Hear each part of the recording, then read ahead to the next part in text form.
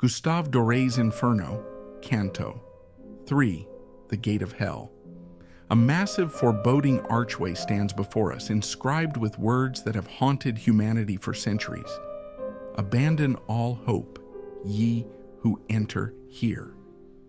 Dante's Inferno is more than a medieval vision of damnation. It is a journey into the very structure of the human psyche, an exploration of despair, punishment, and the possibility of transcendence. But is hell a place, or is it a condition? Nietzsche claimed that if we stare too long into the abyss stares back.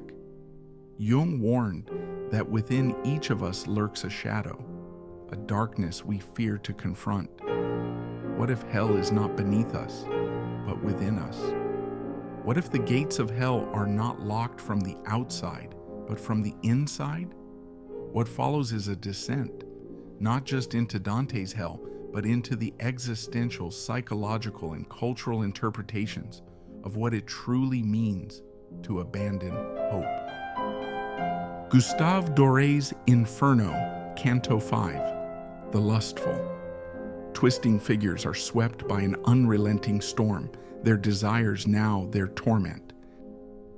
When Dante first gazes upon the gates of hell, he is met with a terrifying inscription: "Through me, the way to the suffering city, abandon all hope, ye who enter here." This phrase is often understood as a sentence of finality, a decree of eternal suffering. But what if it is not merely a warning, but a challenge? Hope is what sustains us in the face of suffering. But Nietzsche saw hope as a cruel deception, an invention of weaker minds to escape the brutal reality of existence. To abandon hope is not to give in, it is to see the world for what it truly is. Jung, too, recognized this. The process of individuation, the journey toward wholeness, requires us to abandon our comforting illusions and confront the darkest aspects of our being. In Dante's hell, those who refuse to take responsibility for their lives are trapped in eternal stagnation, a fate worse than suffering itself. The gates of hell do not simply separate the damned from the saved. They separate those who refuse to change from those willing to confront the abyss. Gustave Doré's Inferno, Canto 13, The Suicides. Twisted trees scream in agony, their souls forever imprisoned within them.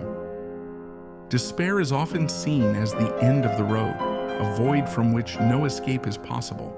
But is despair truly the end, or can it be a beginning?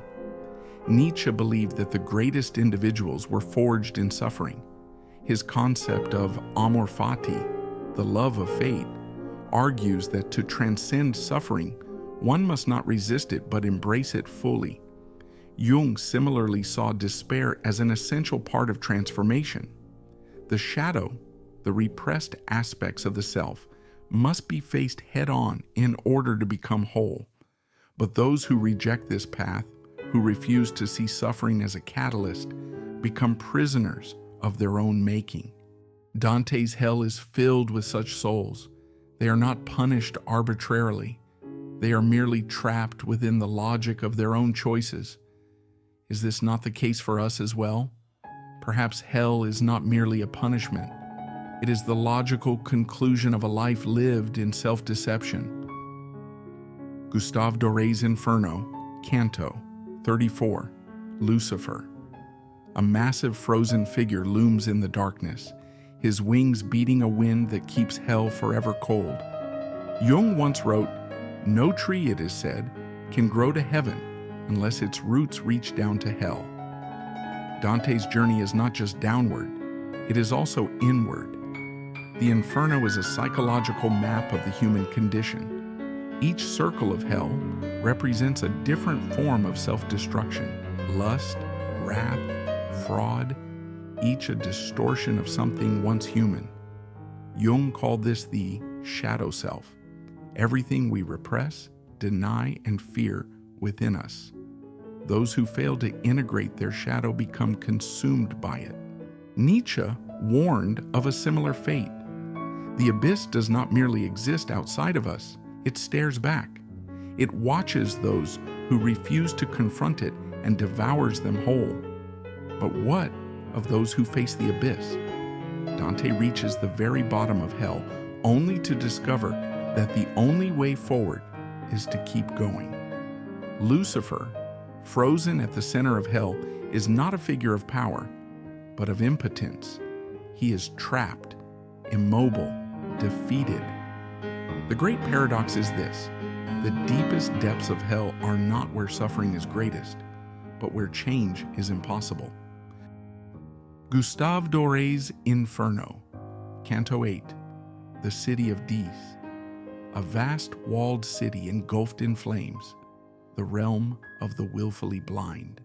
If hell is a state of mind, can an entire civilization be damned?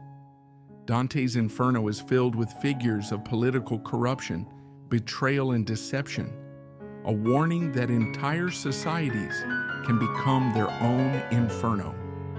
Nietzsche warned of the last man, a future in which humanity, seeking comfort and ease, abandons ambition, depth, and struggle.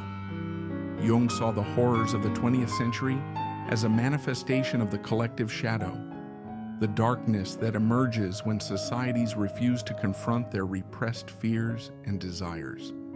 Are we living in our own inferno? A world of distraction over depth, comfort over courage, and denial over transformation? Perhaps, like Dante, we must learn that there is only one way out.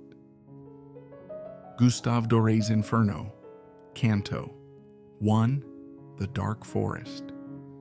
A lone traveler stands at the edge of a vast, shadowed wilderness. Dante's journey does not end in hell. After descending to the depths, he emerges, not into paradise, but into purgatory, a place of struggle, growth, and transformation. Nietzsche's answer to despair was not escape, but affirmation, to say yes to life in all its suffering and hardship. Jung's answer was integration, the acceptance of our darkest aspects as part of the whole. The final lesson of the Inferno is this: hell is not a prison, it is a choice. And like Dante, we must decide, do we remain frozen in despair, or do we keep moving? We have descended together, and now we must rise. This journey does not end here. It is a road that never truly ends. If you are willing to keep searching, to keep questioning, then subscribe, because the path out of the abyss is never walked alone.